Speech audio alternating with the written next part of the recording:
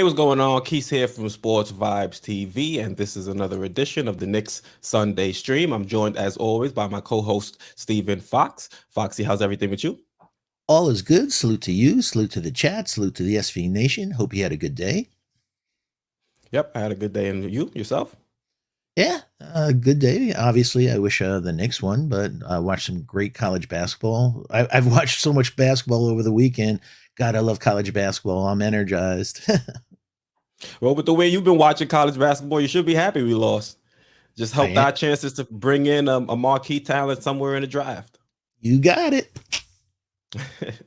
So yeah, we got a lot lined up for you guys today. We're going to talk about the Knicks versus Nets game. We're also going to talk about some players on the roster and where we see them grouped, and also what we're looking for from them for the remaining portion of this season. We're also going to talk about Rokas Jokubitis. He had some comments over the last week that we're going to get into and discuss and talk about his future. And then, as always, we'll have the Around the League segment where we'll be talking about some trending topics around the NBA. So let's jump right into the game. The Knicks lost today 110-107 to the Brooklyn Nets. And I don't know which was worse, the start to the game or the finish, because we started the game off pretty slow. What were we, 0-5 to start shooting?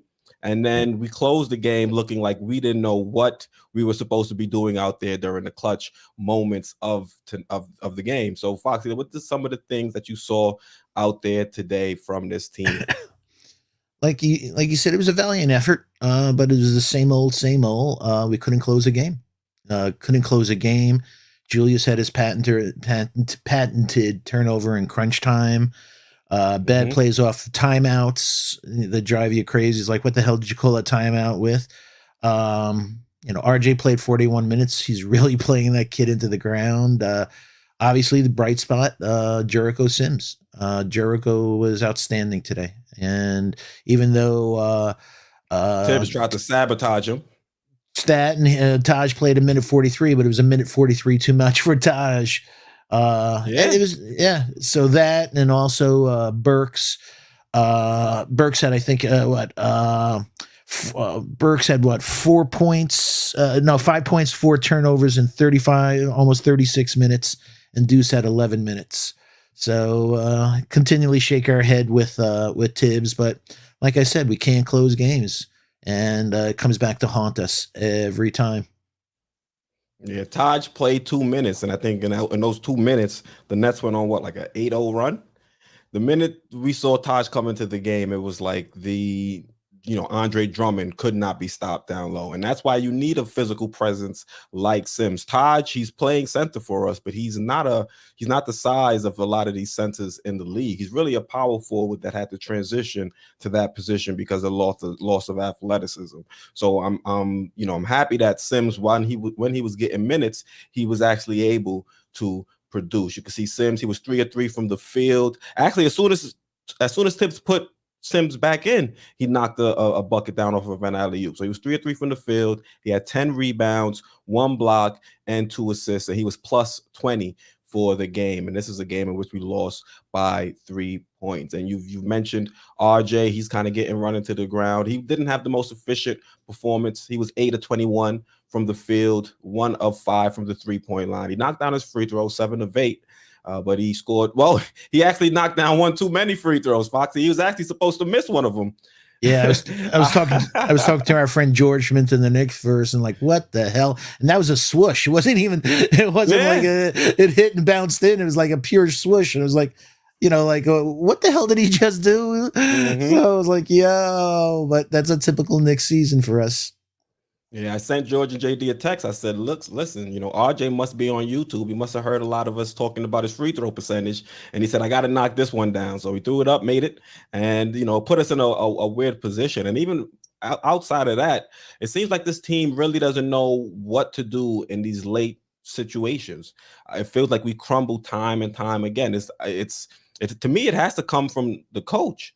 because you see situations where we had multiple occasions in just this game in which we've had multiple turnovers coming out of a timeout, and this isn't the first game this has happened. So for this to be a reoccurring issue with the Knicks, it shows that they're not being put in situations where they're prepared.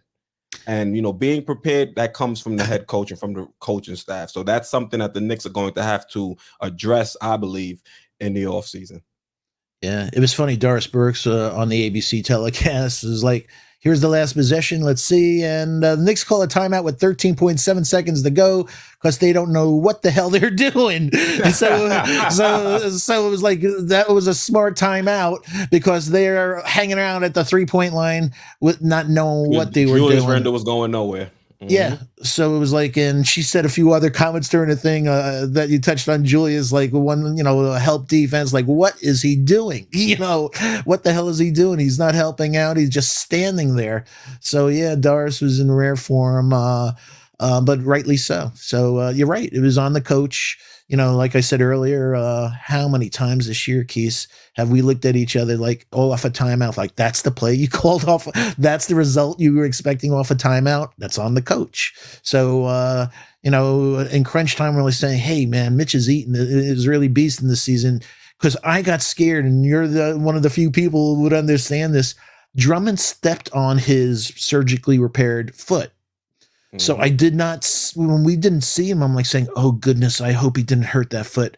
I hope he's playing Sims, and I'm glad about that. But Mitch is having the best year of his career. So why isn't he in there? And then he came in. Not only that, he's on pace to play the most games in his career too. I know. He's at 62 right now. So I'm like saying, why isn't he in there? Why isn't he in there? And Sims obviously was playing well, and his body type plays well against a Drummond body type. But it was just typical.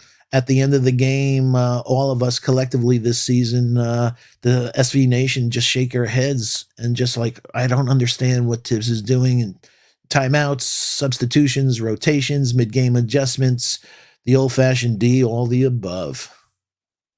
Facts. And when you talk about Julius Randle and his help off ball, the issue with him, I think his mantra is, if it's not my man, it's not my problem. As long as he has his man in front of him, he's really not going to make a move in order to help out. And I think that's something we saw. We didn't really see that last year. And now when you factored it in with, his poor play to start the season, it really becomes glaring, and it's jarring, honestly, as a fan of the team. You really don't want to see him be that lackadaisical off ball, especially when we have a defensive system where it's predicated on helping the helper. So if that's the fundamentals of our defense, and we need to make sure that we have all bases covered, and we have one cog in the machine that's not doing their part, you're going to see instances where we're able to give up a boatload of points in the paint. And today, we gave up 52 points in the paint to the Brooklyn Nets. And remember, this is the Brooklyn Nets without Kyrie and also without Ben Simmons. Yeah, I know. And, off the show, folks, Keith and I, over the last few weeks, just looking at some defensive, film that we were reviewing, and we were stopping reviewing, like, did you see Randle? He didn't even make an effort. Oh my God. So this is not one game. It's not a couple of games. It's been a whole lot of this season where, he wants the ball on offense, but on defense, he'll just play a little of it. And then he literally takes the play off. And it's like, wow, I thought Tibbs was all about defense. Wow. I thought Tibbs was an old school coach. That if you and I and the SV Nation are seeing this, how can he see that and put a line in the sand and say, if you're going to play defense like that, you're not going to be playing? I don't care if we gave you an extension or what, we can't allow anyone to play that type of defense. So whether it's us or Doris Burks, that is like, what is he doing, man? Meaning it's just so blatantly lack of effort. One thing is lack of technique.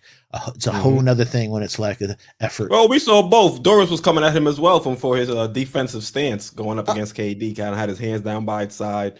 Then he tried to extend himself and make things a little bit difficult for KD. And with Julius Randle, I think that what really sucks is when he's engaged, he can be a decent defender. We saw that last season. We saw that at times today. He was able to, help out on Kevin Durant, and he was able to get a steal, even though some could argue it could have been called a foul. But you see moments where he's able to assert himself on the defensive side, whether that be, get a block shot or steals. It's just they're too far and few between, and we're not getting 100% effort in between those plays. So if he's able to correct that, I think Julius, I don't think the Knicks are going to trade him. Me personally, I'd probably find a way to move on from him. But it seems like the Knicks are invested in continuing to build with him on the team. So if he's able to correct certain things like that, I think he could be a nice piece on this team moving forward if we get him engaged 100%. And we'll talk about that a little bit later on in the show. Today,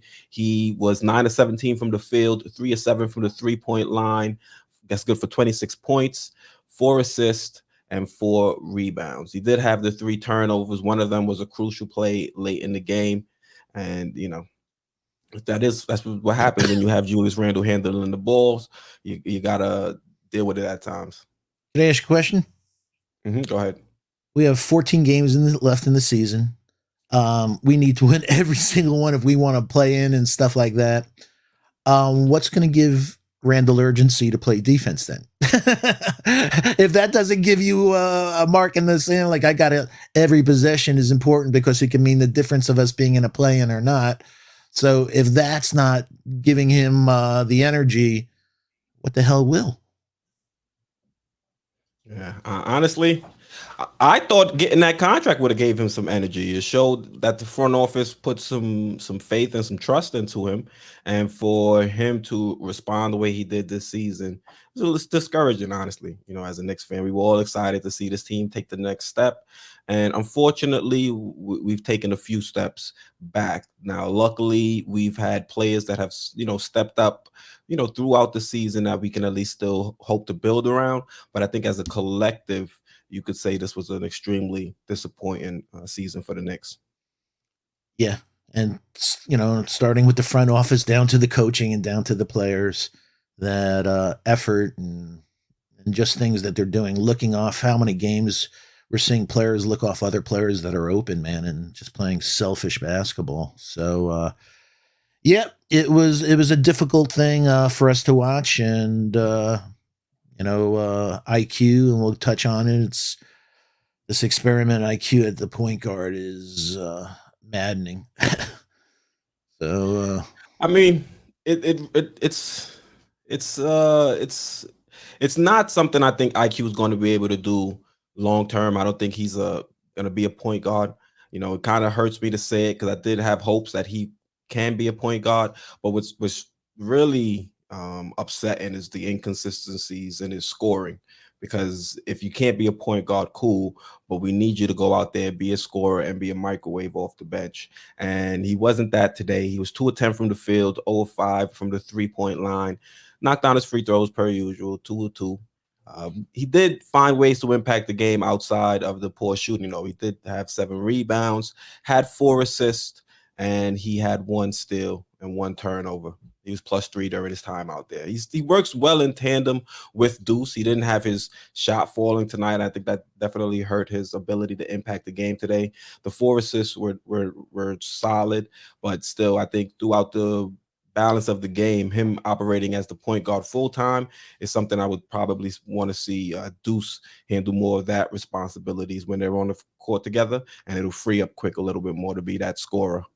Yeah, I was talking to a friend and he said, "Hey man, I heard an interview and IQ said he loves playing with Deuce." And I said, "Yeah, you know why he loves playing with Deuce?" And he goes, "Why?" I said, "Because he's not giving the ball to Deuce and Deuce is not shooting." I think he had one field goal attempt today. So it's basically, yeah, just go hang out in that corner over there. I love playing with this guy.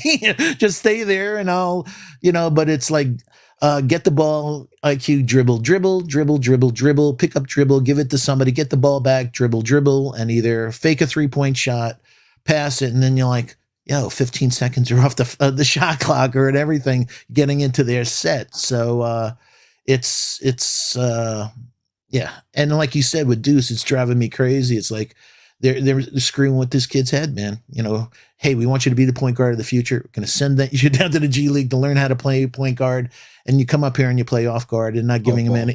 any off ball and not giving him. Not even off ball because he doesn't get any shots up. I know. It's like so. It's like, man, you're messing with this kid's head. What is up with this organization? I swear. Speaking of Deuce McBride and the team playing with his head, it says we're playing 4-on-5 with Bride is in the game. The kid is more timid than Frank. Frank averages 5.5 points per game. This kid can't score 2 points with all this hype. I think the issue is he's a little timid because he knows any mistake he makes, he might find himself back at the end of the rotation once again. And that's why when you have a coach like Tibbs, he's not going to be great for players that we're trying to develop, because young players, you have to let them work through some of their mistakes out there on the court. If it's egregious, then yes, you have to pull them and let that be a learning opportunity there. But the way Tibbs coaches, I just don't think it's a great way to approach the modern athlete. And you can see that, I think, in the way both Deuce and Obi play at times.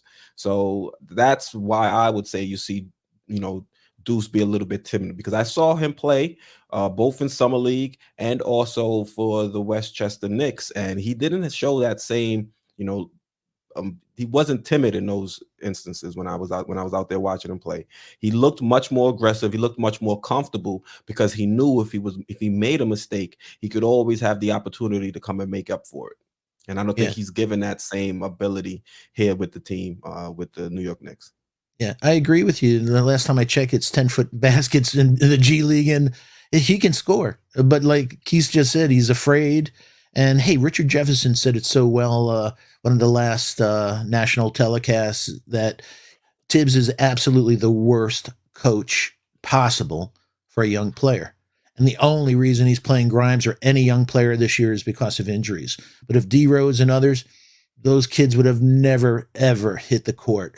So Richard Jefferson says that Van Gundy had issues, with if they're coming out and not caring about the brotherhood and just letting it rip with keeping it real, that he's absolutely got to go, Tibbs. I'm telling you, he's killing these kids. And and you don't, so much of the game is mental. And like seeing, McBride's a dog. Like you said, you saw him in your eyes. If you are averaging 30 points and a man among boys down in the G League and doing what the hell you want, then there's only reason he's not doing it here is because if I make one mistake, he's going to pull me. He's going to make one. So let me just keep doing hockey passes and playing good defense. But and I'm like, take the shot. And I keep saying, please let that shot drop, because hopefully one shot or two shots will lead to him. And he does have a good game. He just is afraid, like he said, to show it, or he's afraid. He's more afraid of mistakes than being successful. And that Tibbs getting, you saw it with Obi over the last 2 years. And in fact, I was saying to myself the other game that I think Sims is the new Knox to Tibbs. So it wasn't this game where he played well, but the last game, it's like, he makes one mistake, he yanked him. And rather than, Kenny Payne, somebody sitting next to him, bringing over the iPad and saying, hey, you should have slid over here. And, and if he makes the mistake again, that's what rookies are about. You have to let rookies, one of the early games this year, one of the last games, Cam Thomas lit us up. But he didn't start the game lining us up. He couldn't hit anything. But they showed faith in him. And then at crunch time and everything, he lit us up and hit that last shot to kill us. But it was a coach that showed faith and said, hey, I'll work through your mistakes and stuff. We don't have that attitude with the young kids on this team, whether Cam or any of them. One mistake, here comes the Hook. Captain Hook is his new nickname. Tibbs has a bunch of nicknames this season, man. The Enabler, Captain Hook. It's been tough. But I mean, we had that nice win streak. It kind of, I guess, reinvigorated the fan base a little bit. At least we didn't have to deal with so much losing, but we're back on a little losing streak now. Let's talk about the backcourt in Fournier and Burks. Now, Fournier was cooking a little bit to start. For the game, he was 9 of 13 from the field, 5 of 8 from the three-point line. He scored 25 points. In that first quarter, I looked at it and I was like, it was almost like a game of anything you can do, I can do better, between Evan and KD. And, those two, they've had some tension between the two from the times that Fournier was with the Celtics and KD was on the net. So I like to see Fournier kind of be able to respond every time KD was able to knock down a shot, especially when we struggled earlier in that game. So, how do you feel about the performance of Fournier and also Alec Burks, the starting backcourt? I don't know why, we have 14 games to go. Alec Burke shouldn't play another freaking second for the rest of the year. I'm serious, man. I've just had it. Fournier is a sniper. He's, like I said, our JJ Redick. He's some nights, our Kyle Korver. The nights he has it, he's phenomenal, and the nights he doesn't. But every night he sucks on defense. So you have to hope that the points he puts up are going to offset the ones that he gives up. But yeah, Fournier is a sniper, so he's going to put that up. So you just have to weigh, but he was minus 16 on the night. Yeah. So 25 point on the day, so 25 points there. But something must have been going wrong on the other side of the ball to have that plus minus. And like I said, Burks, 4 turnovers, 5 points. What the hell was he doing that you played him almost 36 minutes like that?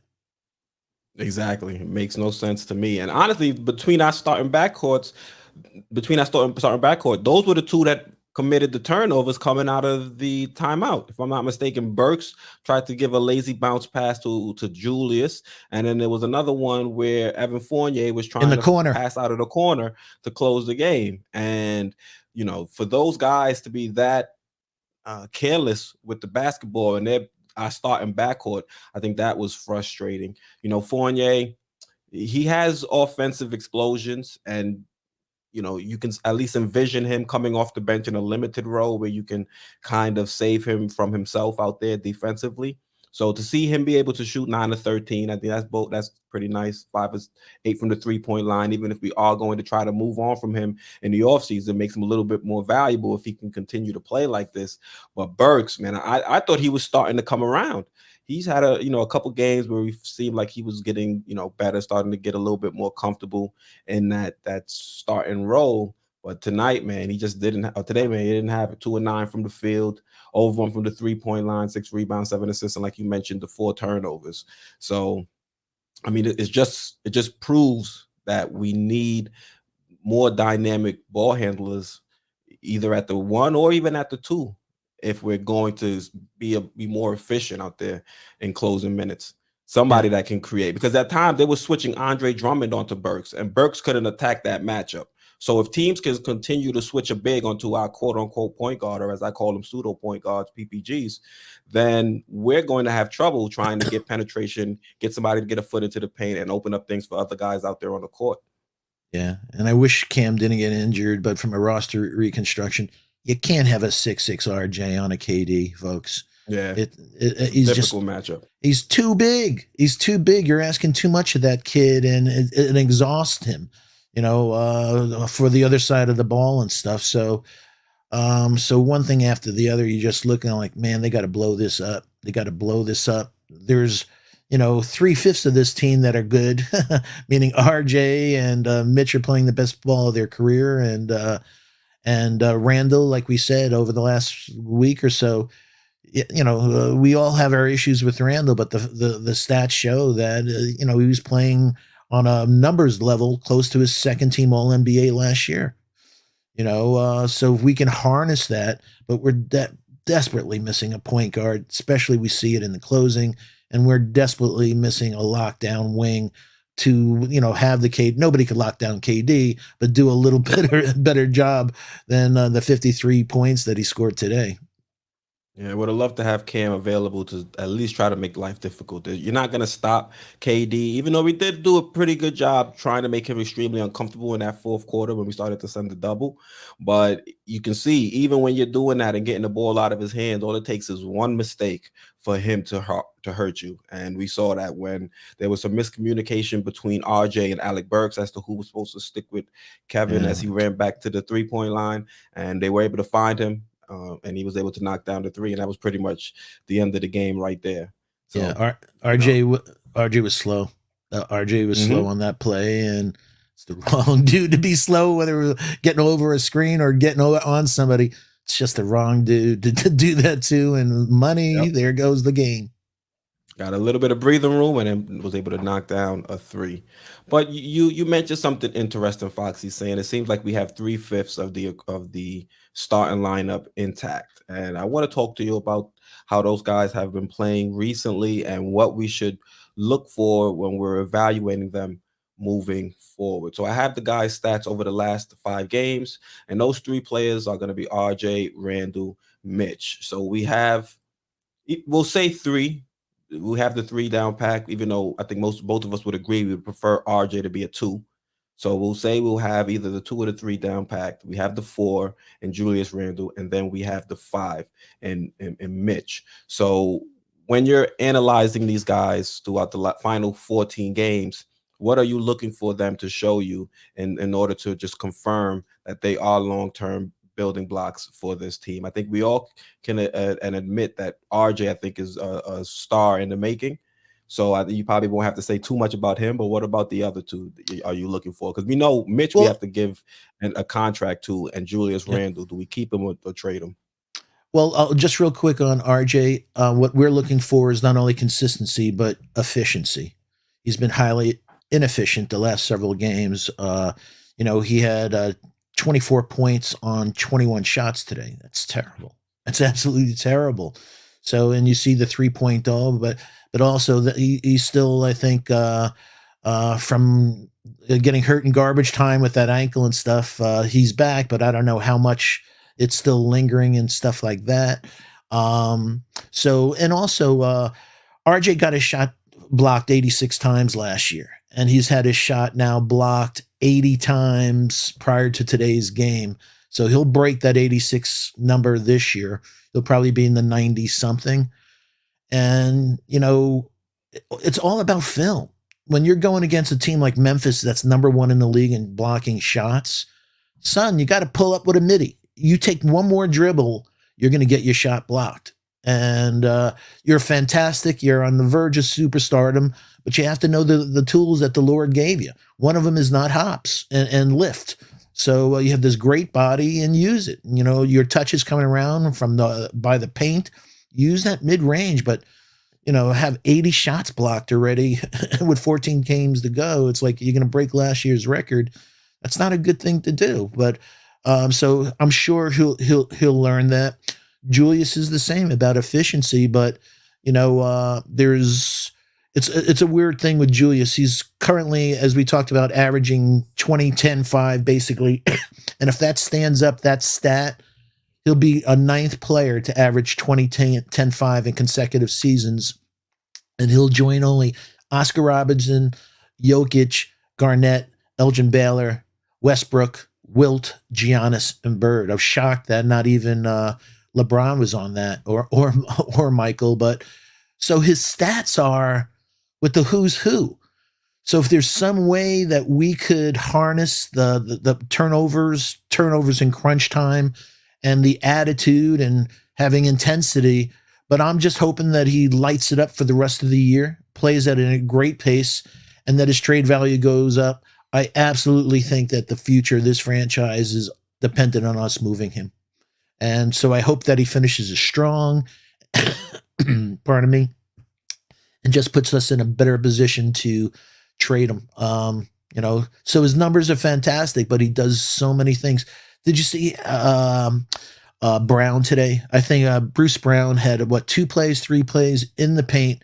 So here's this guy, small compared, and just goes right up over him. Like he doesn't even try to block his shot or do something. So, stats lie. We've seen that over the years with Westbrook and some other players that they have good stats, but their play is not conducive to a winning team. And so I respect that. And, and it's a crime because, like I said, if you're in that company of Jokic and Oscar Robertson, Garnett and Baylor and stuff, you're so gifted.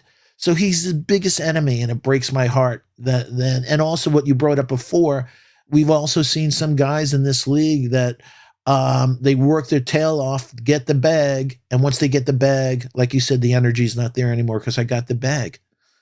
And I was hoping that he was not going to be that type of person, but I was also hoping that he'd be a leader, and he's neither of that either. So, but on Mitch, Mitch, I think he had what, 4 assists in the Memphis game. It was a career high. But we're seeing him do things. He's always hurting and limping around and stuff, but he's made it this way, man. If he's got 14 games to go, so hats off to Mitch. He'll limp into the finish, but he's finishing. And I think that the V word that you bring up, value. Hopefully, we can get a good value contract that's fair to both sides. That he's not going to ask something exorbitant, and that he could be a foundational piece with RJ going forward. They have wonderful chemistry, and when RJ gets him involved, his game goes to another level. He gets energized on both offense and defense. He's an elite offensive rebounder, as we know. And he could have, he's a double double waiting to happen with a different regime, I think. And that would be just putbacks and lobs. We don't need him we would love him to have an offensive game for spacing and other things, but we'll take him as it is with a good value. So it bothers me that with RJ on his way to stardom, even with the things I brought up, he's a 21-year-old. Those things will work out, and he's going to have a dynamite career that we could count on. He's the face of this franchise. Randall, second team All NBA, and he plays at that level. And then you have Mitch. So I called it 3/5 to you. Although after watching this team this year, we all need a fifth in front of us. But 3/5, we could actually play with every team in the league. It's just like you said, that point guard and that wing, whether hitting threes or more importantly a lockdown wing, our version of a Mikal Bridges. We need that piece to take the burden off RJ and keep us. The whole thing in this league, folks, is not only hitting shots, it's stopping. And to think that we held them to 20.7%. Was it 20.7?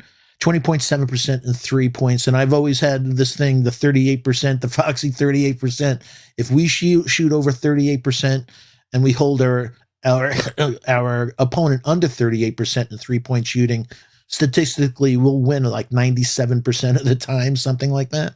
So we did that with that 3%. you got it, man. So it's heartbreaking that we lost this game when you do that. And also, like you said, you have to take advantage. They don't have two superstars. So but one superstar was enough to do it, man. Yeah, man. KD definitely went crazy. He was 19 of 37 from the field, 4 of 13 from the 3-point line, 11 of 12 from the free throw line, and that's good enough for 53 points, 9 assists, and 6 rebounds. And he was doing a little bit of everything out there. He was really being a solid playmaker. We'll talk about RJ and him being a playmaker, because you look at these three players, and I think if RJ is able to step up as a playmaker, he might be the one that can really unlock Mitch for the remaining portion of this season. I would like to see, like you mentioned, him being a little bit more efficient. And I've been saying it for a while now. I want RJ to be a little bit more consistent out there on the court, start knocking down his free throws. And, I would love for him to develop the mid-range a little bit more, like you said. But we've seen some times here and there where he's been able to go to it and knock it down. But we want to see that more consistent part of his repertoire. You can see over the last 5 games, he's been averaging 23.6 points per game, 3.6 assists per game, 6.4 rebounds per game, and he's shooting 42.6% from the field and 27.3% from the 3-point line. So that 3-point shot has kind of slipped from him recently. Hopefully he'll be able to pick that back up. And I'll jump over to Mitch. Mitch, we know we have to pay him here in the offseason. So I just want to see him get featured a little bit more. Let's see what Mitch can do out there on the court. We don't have to go crazy and have him start knocking down the 3-point shot. But hey, let's see if he can shoot it a little bit. This is a part in the season where we're, for the most part, we're not mathematically eliminated, but I think it would be a long shot for us to reach the play-in. So let's experiment some. Let's see if we can throw a wrinkle in there where we can have Mitch, throw up a little bit of a mid-range jump shot. But I do have to say, by looking at his free throws, he might really just be throwing up a mid-range jump shot if we do allow him to start shooting. So I just want to see stuff. Yeah, I want to see him at least attempt. Let's see what happens in game, if it's something that he can at least make the defense fair just a little bit. Defensively, he hasn't been great in pick and roll defense, but we see him as a rim protector. He's an intimidating force out there. What did he have? The 4 blocks today? Yeah, but also he could tell his grandkids, "I blocked a KD jump shot." Yeah, right, Not too right. many A people could. rarity. A rarity, and especially because of his size and his release spot is like picture perfect for a tall guy. So that's like almost impossible to think of blocking his shot. But he could tell his grandkids that he did that. But There's only a few. one thing on RJ, I just wanted to emphasize how special he is and why he is should be the face of this franchise. RJ is the eighth. He just achieved this, the eighth youngest player to reach 3,000 points, 1,000 rebounds, and 500 assists. So there's been a whole lot of players and a whole lot of great players in this league, folks, and he's the eighth youngest to do that. So that shows how special it is. All the things we talk about, again, it's just trying to make him the best that he can be, but he's got something there. So hopefully he won't be getting hurt in garbage time by hopefully our next coach. But he's, you pair him up with a point guard and hopefully take away Randall. Because how many you, me, SV Nation, like saying, RJ, why isn't the ball going through RJ now? So when it goes through RJ, it's great. And then it goes through these phases and during a game, like, why did they forget about RJ? Starts to bog down. Why isn't it going through him? And it's like, oh, Randall's going ISO, and it's like, yo, this stuff got to stop, man. So, it was funny you talked about KD and some of the stuff with Fournier. It was funny after one of the shots. Did you see him go like that? Like, you too little. You can't do that. Yeah. Get out of here. Some of them put their hand low. You just did the old, Hey, yo. what you call it? What's his name? John Morant violated Deuce after he did a hop step layup. He said, you a baby. He didn't say Yeah. it that nice. He usually threw the F word out there, but yeah, it gets a little chippy. Yeah. It was Hey, chippy between KD and Randall for some moments out there as well. yeah, for sure. Hey, just a shout out for Fournier. We're tough on him, and I'd love him not to be on this team next year, to be truthful. And that's because of his defense. I have great respect for his shooting, and that's where he has 195 3-pointers this year. So he blew past J.R. Smith's 189. And now John Starks has the record in a season of 217 3-pointers in a season in 1994. So he's on pace to have the all-time record for a New York Knicks for 3-point. So, you got to, again, show some props, give some props and send some flowers that he's delivered that way. I just don't think our front office and everything assessed how bad his defense was going to be. Maybe Tibbs did, and that's why he wasn't the biggest fan of them signing him. Yeah, for sure. Yeah, so let's finish up on Julius. He's been over the last five games. He's been on a torrid stretch. He's been 28.8. He's averaging 28.8 points per game, 4.2 assists per game, 8.4 rebounds per game, and he's been shooting the ball 45.5% from the field. And it's the 3-point shooting that's really seen a major uptick. He's shooting 45.9% from the 3-point line over the last five. And I agree with you in terms when you say it's time for us to move on from Randall. Is just my biggest fear is, could this work here in New York if we had a different coach and we had a legitimate point guard that can get that ball out of Julius Randle's hands and then, kind of direct traffic and tell him where he needs to be before he gets the basketball. If we had a legitimate floor general and you look at what Julius Randle has been able to do recently, and, even since the start of the new year, I think he started to percolate right around that changing of the calendar.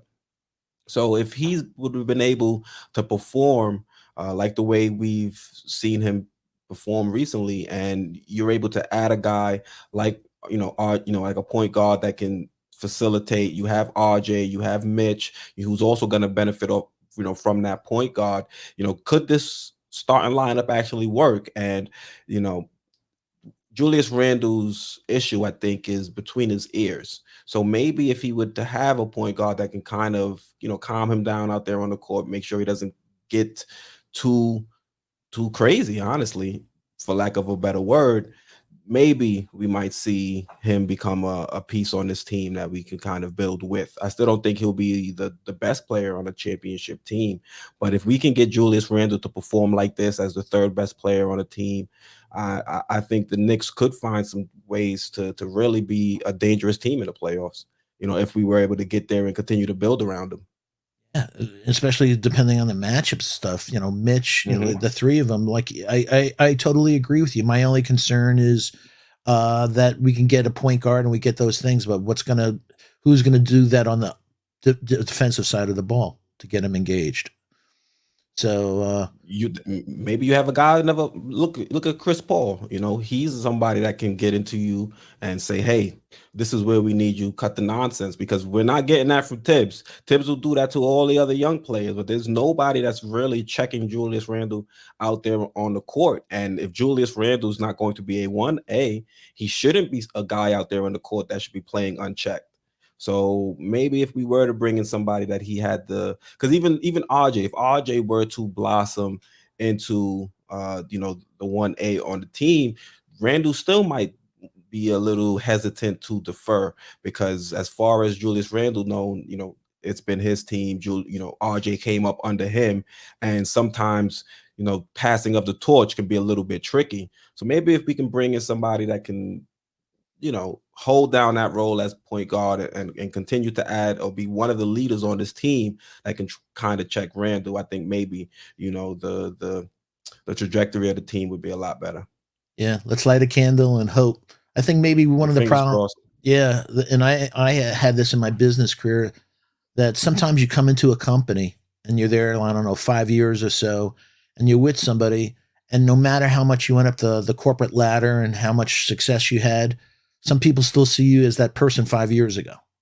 So maybe in using the analogy that RJ is becoming the face of this franchise, but he just looks at him still, he's a rook. It's like, Hmm. that he's not, nah, man, he's not that same kid. RJ, like I said, he's only the eighth youngest player in NBA history to do these things. And, his ego and stuff like that. So, hey, I hope Randall could turn it around, because, like we said, that we just said that he's in great, Hall of Fame company of stuff that he accomplishes. And like Keith just said, these three guys, if we can get those two others, we can compete with any. We're a very dangerous team, very dangerous team, but not in closing time with the present lineup. Hmm. Yeah, it's like nobody knows what they're supposed to be doing during those last 2 to 3 minutes of a game. Want to say hello to our family? Yeah, we'll give some shout outs. We got Lex the Destroyer, salute. John Talento, he says we got to make a trade next year for a point guard, either a trade or sign in free agent. Foxy, you're a big fan of Brunson. Yeah, well, I'm a fan of Brunson because there's just nothing out there. So I'm looking at Brunson, and again, I'm looking at RJ. As I keep saying this, I'm looking at RJ, that I want him to go to the next level. It's imperative that we have not a ball dominant point guard that takes the ball out of RJ's hands. Because if we got a De'Aaron Fox, we wouldn't see the development of an RJ or a Colin Sexton and something like that. Brunson is not sexy and anything else, but he's a professional. And that we wouldn't have a lot of the elements, like, hey, I saw him the other game, he sucked. It's like, you can't pay, if, a lot of us have cleaning the glass as a subscription service to get our numbers. If you look at Jalen Brunson on his shooting accuracy and stuff, orange is a really good thing, and his page is all orange, folks. That so from the rim and everything, and also he's dealing with a really bad bone bruise, a contusion, Brunson. So the other game that we saw him, I don't know if people caught it, he was grimacing during the game and stuff Hmm. like that. So it wasn't the regular He had to leave the Brunson. game too, I think. Yeah, so don't go by one game. Go by, that's an isolated data point. Go by the trend. And I wish we can get a different point guard, but there's nobody in the draft. So we'll get into other shows and stuff. So Ty Ty and other, Kennedy Chandler and all these people are not the answer. And there's really, the elite point guards, the DeJountes and stuff like that. Their teams are not going to give them up because they're just so valuable. So who is there an opportunity for us to get? And I absolutely think Brunson, because of his professionalism and his pedigree with his father and stuff like that. And I love Villanova boys. I love Villanova boys that I think he'd complement and let RJ go to the next level. And And speaking Mitch. of Murray, B. Yep. Willis is asking, hey, what about Murray playing in New York? And I'm assuming that's DeJounte and not Jamal. Yeah. Yeah. Jamal, we don't even know when he'll play next. So it better be Hmm. DeJounte. I don't think high B. I just don't think that we're just saying that it's such a commodity to be a point guard that why in the world would they get rid of him? Yeah, Wilson Dang, it says he needs a Chris Paul or Lowry type point guard to get Randall straight. Yeah, and we had a chance to get Lowry. So Hmm. I don't know if it was definitely but make an attempt. All we heard was Worldwide West has these relationships and Leon Rose, and where the hell are those relationships to get a Lowry, and or get a DeRozan and something like that. So I've said this before. It's like it was between DeRozan and Fournier. How do you even have them in the same sentences? Beyond me. And also, if you're a GM saying, okay, let's do our roster construction for a championship caliber team. You have Fournier. You would even bring up Fournier, maybe a second team, but I would never bring up Evan Fournier if I was constructing a championship caliber team. So it just shows the disconnect between a lot of people that they put together a team that that's just not championship caliber. But what we have up on the screen with a Randall in the right head. RJ's already on the trajectory. The stuff he's 21. The other things, and Mitch, if he can stay healthy, they're keepers, man. If they play right, they're tough. We get on, like Key said, they're a dangerous team. If we got the two other things, it would be a very dangerous team. Facts. B. Willis says Tibbs been wanting to play slow. Now he wants to push it. Honestly, in training camp, there was a board and pace was on the list of things that he wanted the team to focus on. And for us to be playing as slow as we did to start the season, that was confusing to me, honestly. And we see that this team performs a lot better when we do push the pace, whether that be Emmanuel quickly out there pushing the pace, even Randall at times when he pushes the pace, but he's controlled. Because we can see the opposite of that, where he pushes the pace, he's out of control, and it's a turnover. But at times when he's moving the ball up, making right decisions, and making the right reads, you see the offense does flow a lot better when we're able to attack defenses before they're able to set up. Yeah, when I saw Pace after watching this team, now I'm thinking maybe Pace was up there to say the next practice is at Pace University because it has nothing to do with the way this team's playing, man. Yo, yo. Oh, man, that was funny. All right, but let's move on from the starters and let's talk about the bench. So in recent games, we've seen both Quick and Deuce out there together, and I think the team has definitely responded when we're seeing these guys as our backcourt on the court. Now, some people say, me included, that they want to see Deuce run the point a little bit more, but even with Deuce not being so much of a factor statistically, I think his defense and his energy is something that you can see if you were to look at his average plus minus over these last 5 games. I believe it was 12.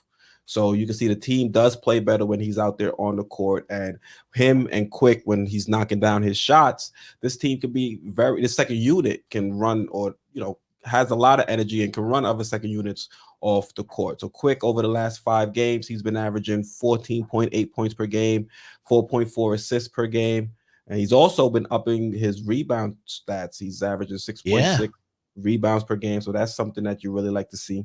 He's been shooting the ball better, 43.1%. And from 3, he's shooting 35%. You would like him to have a higher 3-point percentage, especially with the way he was a high-touted shooter coming out of college. But, he struggled to start. And the fact that he's shooting now at the 35% clip is something you really want to, be happy with. Yeah, if they played switchies and let Deuce run it and him go back to the shooting guard like he was doing with D Rose, I think those numbers would go up. But actually, statistically, shout out to Tommy Beer that prior to today's game, in 154 minutes that both Deuce and IQ have shared, the Knicks have outscored their opponents by 124 points. And New York, they scored 395 points. They gave up 271 points. And they dished out 73 assists and only 33 turnovers. And just from a contrast standpoint, the Knicks were outscored by 104 points in 858 minutes when Kemba and Fournier have played together. So statistically, they're doing very well. The Knicks do well when those guys play. And like I said, or we all said collectively, is like, I wish Cam didn't get hurt because they were having fun, like you said, pace and everything. These guys with Hmm. Cam at the three and Obi and whether it's Sims now, man, I wanted to see them, especially for the last 14 games now. I would love to have seen them burn together and stuff like that because I really think, folks, just a few more games or in those situations, we'll finally see maybe the nerves come off of Miles and like, whoa, that was a nice midi. Yo, he hit the three. That was a nice setup. That we'll see those things coming. But now, hopefully we can see something by the end of the season. But they have played well together statistically. Yeah, I mean, I'm a fan of this young backcourt. I'm a little concerned as to what'll happen if Derrick Rose is able to return because I think Deuce might be on the chopping block when it comes to minutes when that happens. But I think Tibbs they're trying to force the issue a little bit too much with quick, running point and things like that. At least give Deuce some times or some opportunities to initiate the offense. Don't let it be just quick as the only one bringing the ball up. Dribble, dribble, dribble, calling for a pick. That's not there. Then some more dribble, dribble, dribble, and then try to find somebody for a shot when there's little time on the shot clock. I want to see what Deuce can do if he's given the keys to drive just a little bit. Maybe we can have quick drive to the initial direction and have Deuce drive back, something like that, where they can work in tandem as opposed to quick kind of dominating the ball handling responsibilities. Yeah, the commonality between Deuce and Jalen Brunson is that they're both 6'1", but I've said this before that Jalen's 25, so he has several years, obviously, on Deuce. But basically, Jalen is Deuce without the defense, but he's Deuce with handles. And that's one of the biggest things that we need from a development standpoint over this summer or the next year or so. If we have Deuce here, he needs to improve his handles greatly. Hmm. And especially if he goes up against a good defender, he looks a little timid out there. So I think he'll be a lot more confident if once those handles go to the next level, and he gets this rookie season in his rearview mirror. It's the same thing we said about Quick, ironically. When We Quick did was say a that. rookie last year, we wanted him to tighten his handle over the offseason. And we've seen that. And that's why the coaching staff, they've at least given the opportunity to Quick to be more of a ball handler, to be more of a point guard. He went out there in the offseason, put the work in. And so the front office, or not the front office, but the coaching staff is rewarding him. So that, kudos to them for that. But I mean, at times it's not really the best scenario for us with him running points. So let's give Deuce a little bit more opportunity. That's what I would like to see moving forward. But we mentioned Rose coming back. What's going to happen when Grimes comes back? Because Grimes might even usurp some of Deuce's minutes as well. I agree with you. Obviously, we all look at Grimes as a two and not a point guard. Hmm. But like you said, going in, we have 14 games. So let's say the season's over and we come into next year. So you're saying IQ Rose and Deuce is third on the depth chart. So so we have every game and everything that Deuce plays, it's going to take away quality development time. So are we cool with that? Having a 33, or is he going to be 34 by the time he plays next year? That a 34-year-old guy. And the whole thing about it is we'll see flashes of D Rose where like, God, he's phenomenal. He's phenomenal. He's injured again. So wow. But those games where he's phenomenal, the kid's not getting burned and he's losing valuable time. That's why with Sims today and everything, every play and even on bad play is a learning play, but no play is killing their development. So it's going to be interesting to see what happens. Um, we've seen how much we miss D Rose, especially in closing this year. And calming down, stabilizing, and taking the pressure off an RJ and a Randall, especially when we need a bucket. He's the only guy who could break down defense with his handles and with his Hmm. talents, Yep. other than Without Cam. needing a screen. Other than Yeah. Cam getting to the hoop, but because I'd love to see his passing and stuff when he gets better, but it's not this year. It's going to have to come next year, and that's a real shame. Yeah. Hey, folks, we So have 121 people in the chat. Only 52 likes. Please do us a solid. Please hit that like. Please hit that subscribe. And please turn on that all reminder bell so you don't miss out on any of the wonderful content from Sports Vibe TV. Do us a favor. Please share the link on your favorite social media platforms.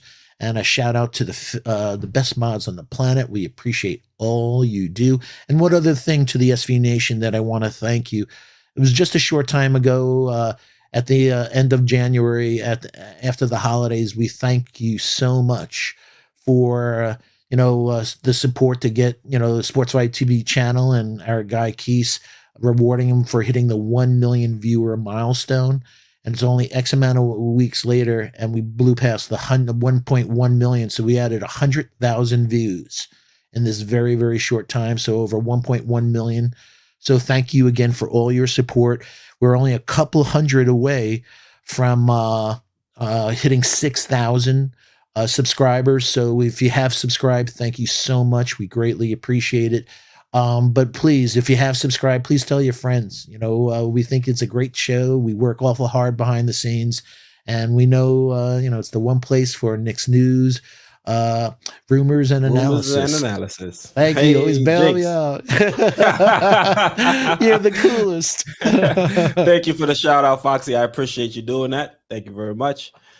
Let's see what else we got going on in chat. Justin Ellis saying, slam the like button like me slamming my computer when Durant hit that 3-point shot. That's a fact. Yeah, Kentucky's finest. I love my Justin L. He's the coolest dude in the world, man. Hi, Justin. Hope all is well with you and Grandma's feeling well. Yeah. So now let's talk about some of the guys that are more so on the fringe, where we aren't exactly sure what the plan is when it comes to the Knicks and their tenure here. So we've got Sims, we've got Cam, and we've got Obi. Now Obi, he's just returning from, I believe it was a hamstring injury, and even tonight he didn't get to play too many minutes. You can understand that with the injury itself, but he didn't really deviate much from his norm when he's healthy. He played 8 minutes in total.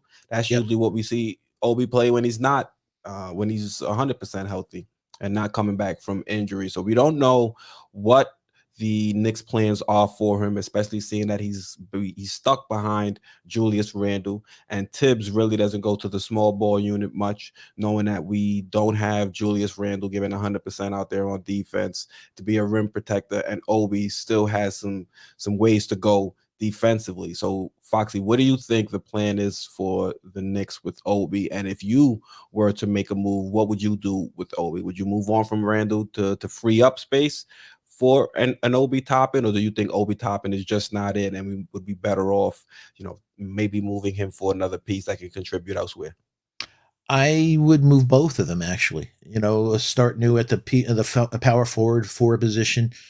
Obi's a good kid and everything, his second year, but he's shooting 31%, more like 28% because it's misleading. Only took 6 mid-range shots. So he's shooting in his 20s from mid-range, both short and long.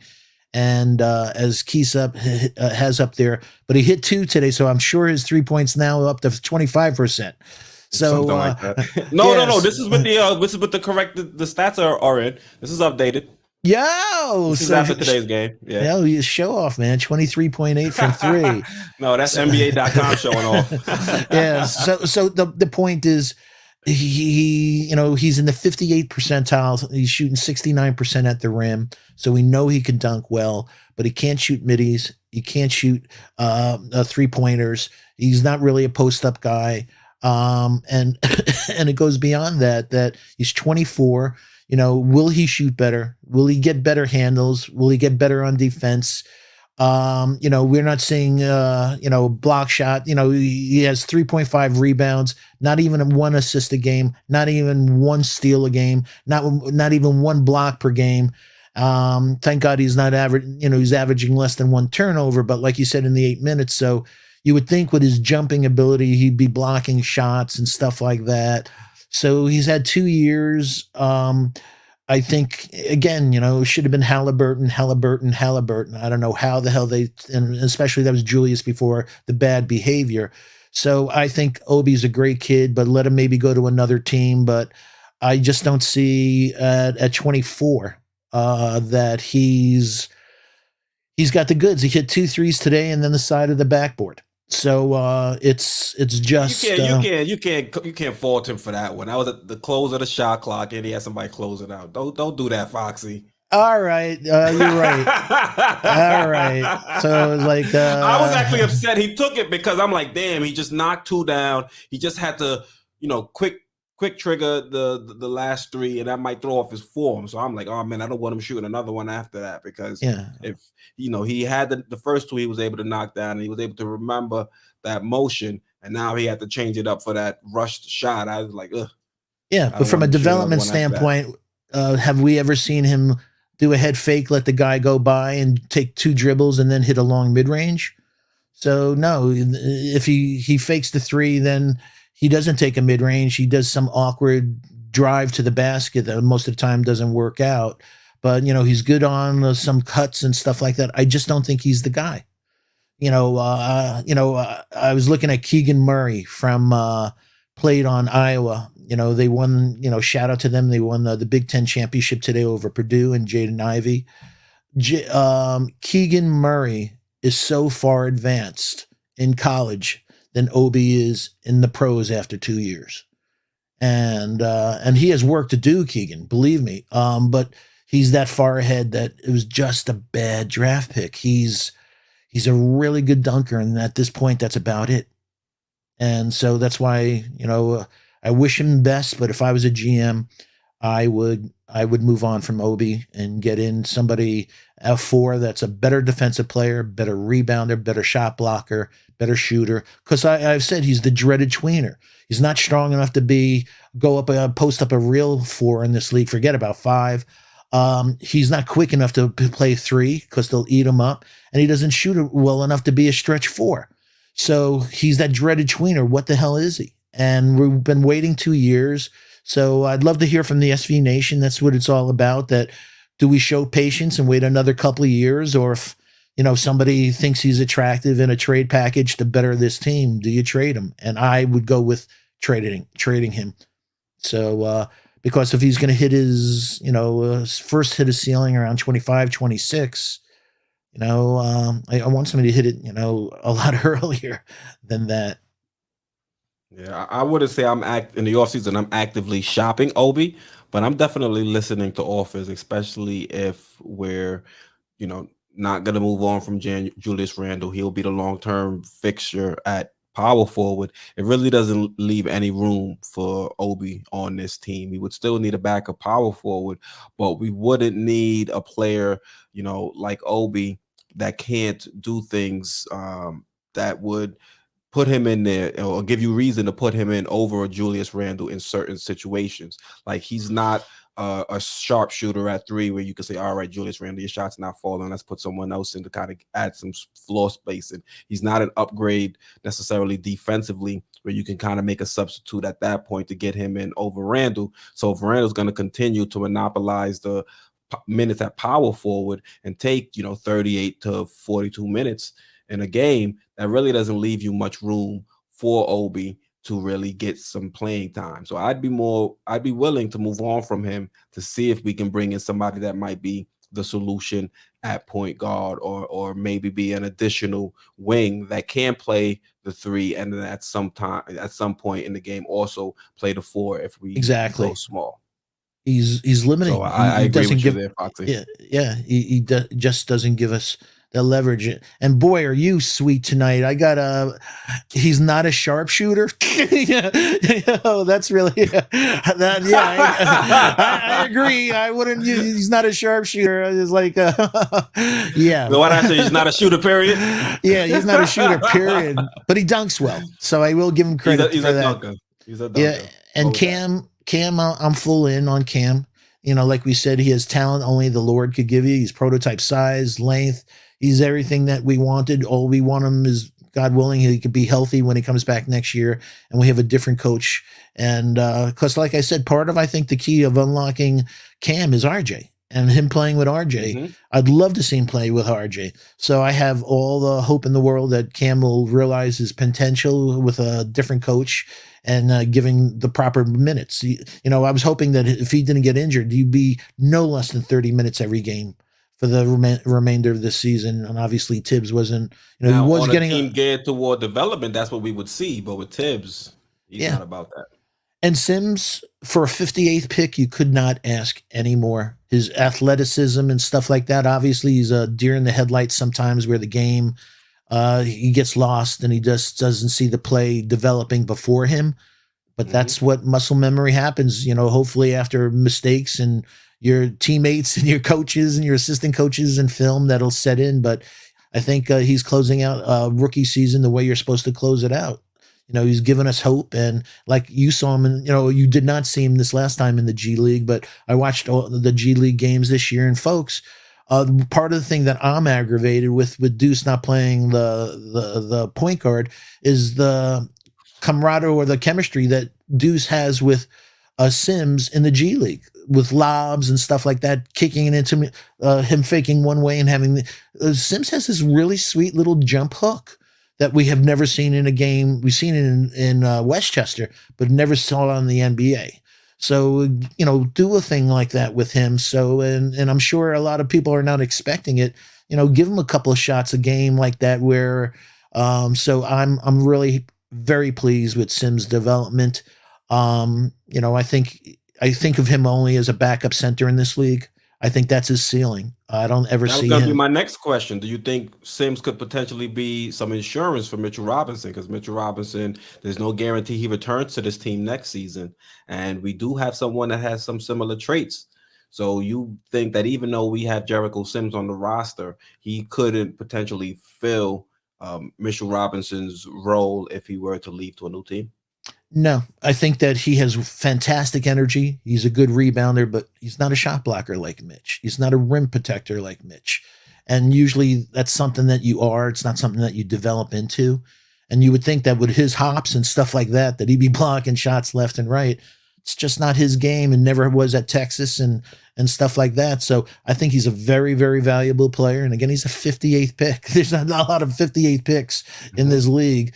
So, and also he's a senior. He's basically the same age as Mitch. People don't realize that. So he wasn't a 19-year-old that came out of college. This is an older guy that was a senior that came out of Texas, and he's basically the same age as Mitch. So that's part of my assessment, saying he's not a young kid. So how much more in his ceiling? I know he's going to be athletic and he'll get better, but there's, I think, if we hopefully we'll re-sign Mitch, but if not, I think there's other, whether in the draft this year or others that are better shot blockers, better rim protectors than, tomorrow, folks, at 7 p.m., I'll be on with our friend George from Into the Knicks First. At 7 p.m., we'll be having a pre-March Madness draft special, and we'll be talking about maybe some options, as Keith just touched on. If Mitch walks, who potentially can we draft besides, maybe trading for somebody, but who in the draft would possibly be a replacement for Mitch? And there are a couple. So, but those people coupled with Sims, I think Sims could be a solid backup center in this league. Yeah, I would agree with you there too. I don't think Sims should be the answer at center if the Knicks do decide to move on from Mitchell Robinson in the offseason. I think right now the role he's in is perfect as long as Tibbs is giving him the actual minutes, not letting Taj, step in front. And you look at the team, honestly, if Mitch were to move on, the insurance is probably Nerlens Noel, as uncomfortable as a lot of people might feel hearing that, but we still have Nerlens Noel under contract. So if Mitch tries to play hardball, I hope this isn't what happens, but the Knicks could always say, hey, we technically have a center on the roster that we're paying starting center money to. So if Mitch is going to play hardball, they could decide to go and just go with Nerlens Noel and Jericho Sims off the bench. Now, that's not the route I would want to go. If we do miss out on Mitch, I'd rather them try and bring someone in, like you said, through free agency. And depending on the draft, bring someone in through that route. But I wouldn't want them to go next season and say Nerlens Noel is our starter. I got to fix my hearing for a second. After this season, you're saying Nerlens Noel is somebody we can depend on to be somebody to replace Mitch? I'm not saying that. I'm saying the Knicks could. They Well, I definitely believe I could. You never absolutely know. I think you're 100% right. I absolutely believe that this front And that office would be unfortunate. would That'd be it would be madness. unbelievably, just meaning all of us have said this year it wasn't a contact injury, it wasn't somebody who stepped on his foot, it wasn't the he hasn't played this year because he's, we brought up a couple of shows ago, SV Nations, like, who the hell is the team doctor on the Knicks? Because how the hell did you ever sign Kemba? And how the hell did you ever sign Noel to a contract? Didn't you examine Mhm. them? How could he go through a season like this that, plantar fasciitis on this thing and, my knee's bothering me here and my hamstring's bothering me there and my back is bothering me here? He's a mess. And at his age, it's not going To to get start the better. season, they didn't know where he was hurting because I feel like he was saying one part and the medical staff was saying a different part of his body was aching him. Remember that when he sat out to start the season? It, I believe he was saying it was a more of a hamstring issue, and the team was saying it was a knee issue. Yeah, but it's like that. It's an old song that the leg bone's connected to the thigh bone's connected to the oh. So it was like a dominoes. One thing on this dude after the other just fell apart. But he's absolutely. I don't know if we can get rid of him, but you can't even count on him. Forget about 82 games. We can't count on him. So so we can count on Sims. He has a beautiful NBA body for durability, I think, versus some others, but he's really a big power forward playing center. That's his problem. He's not the guys that we want that are like 7 foot with seven, guys that we'll talk about tomorrow. Mark Williams on Duke has a 7 foot 7.5 inch wingspan. Jalen Duran of Memphis has a 7 foot 5 inch wingspan, so that's reason why they're rim protectors and shot blockers. This guy has hops and stuff. He's just not, he's more of a real big power forward than he is a five, but he has great energy and stuff like that. But today was a good matchup. There's other games where Sims is going to get fouled out. A Jokic will foul him out in 8 minutes. So, and that's the reality. So, Here you go, Foxy. Joe could foul him out in 8 minutes.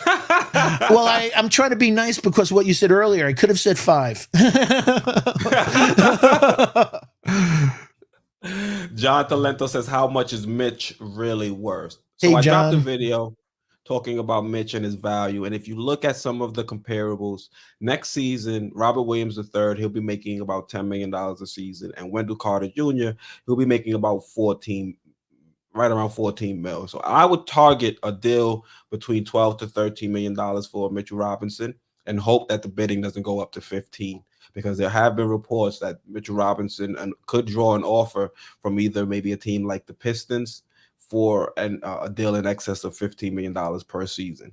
So now, as Knicks fans, we'd have to see if we wouldn't have to see, because I think the front office isn't going to ask us our opinion, but us, we'd have to view that and say, is Mitchell Robinson a type of center that you'd be willing to invest $15 million in per season, knowing the injury history and also knowing the limitations he has offensively?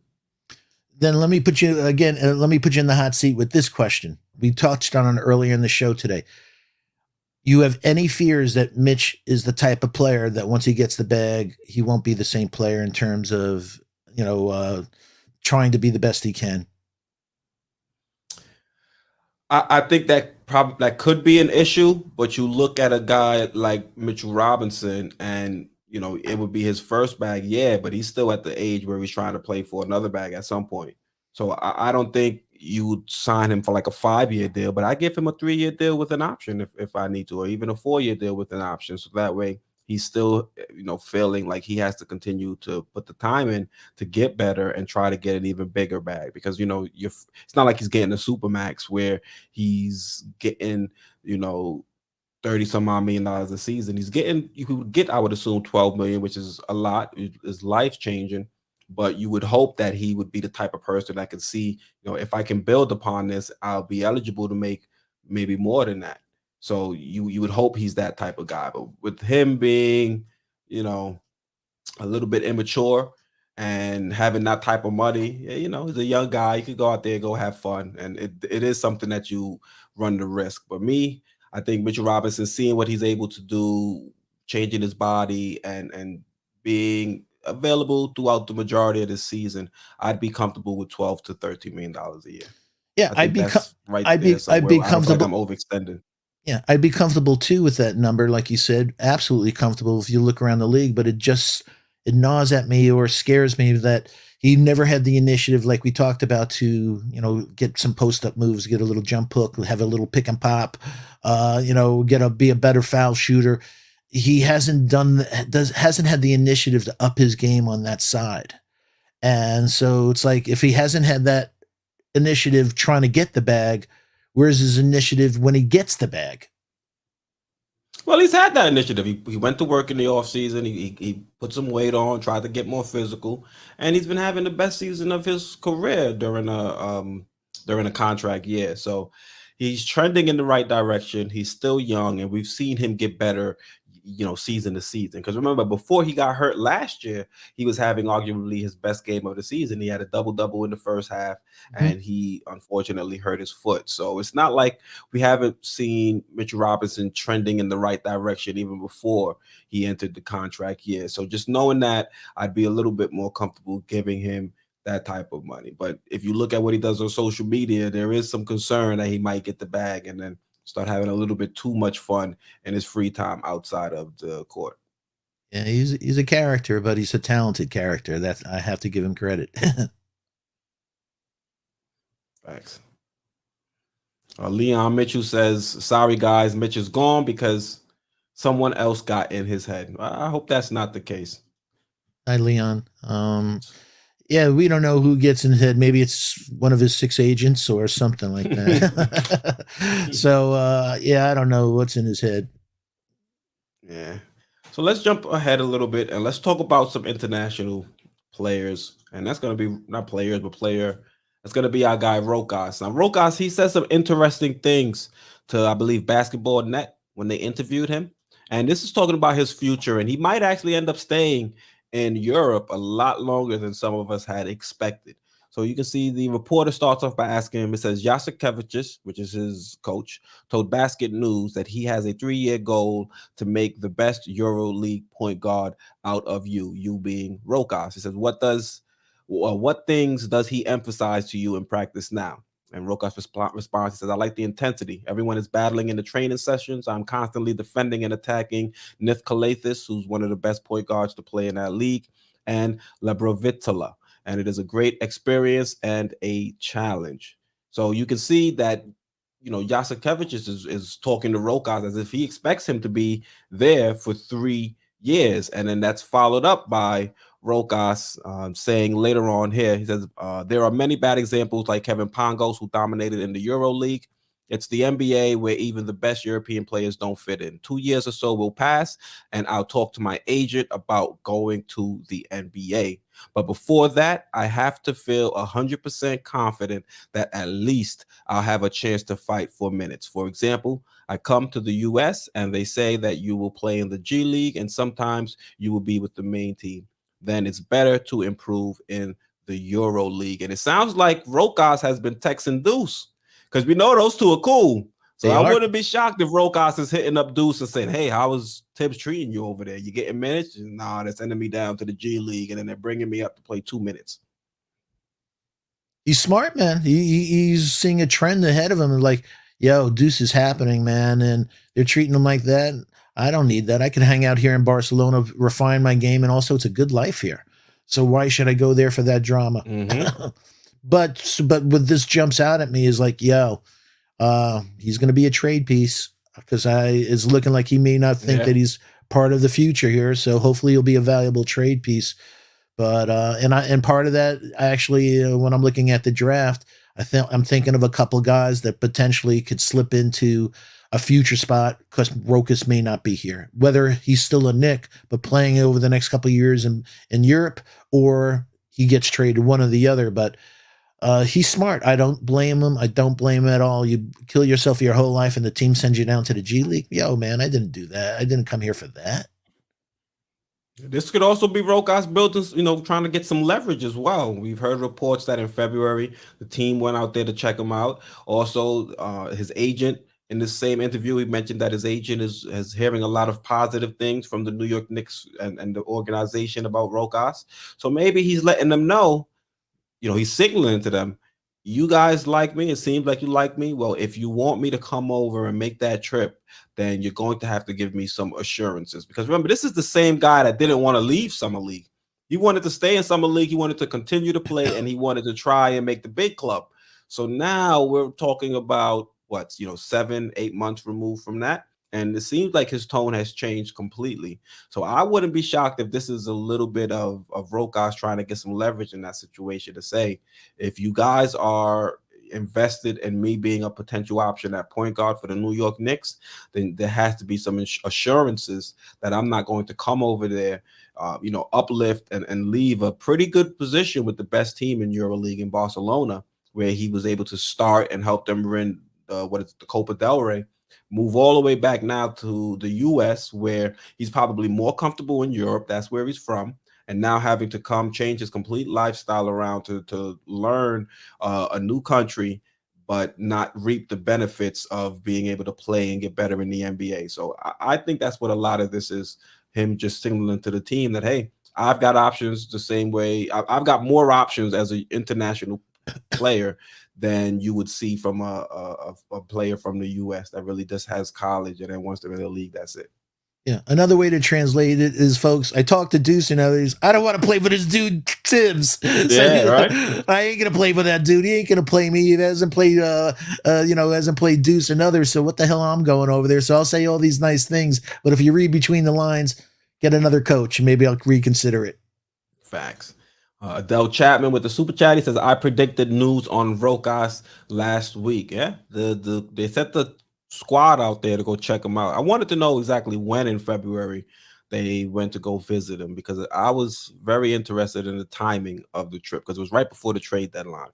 So, and yeah, hi Adele. Hope all's well. Thanks so much for the super chat. Because I think didn't they also, like, for G League and also were assessing him, Deuce besides Rokas, so they were looking at their future in the backcourt there. So I don't know if it was a combination, but yeah. So I thought it was a smart move by whether it was just honest or whether he has a real savvy publicist to just plan leak this story and put a line in the sand like, yeah, either you say I'm part of your future, real future, or I'm hanging out here, or trade me. But I ain't gonna do that minor league stuff.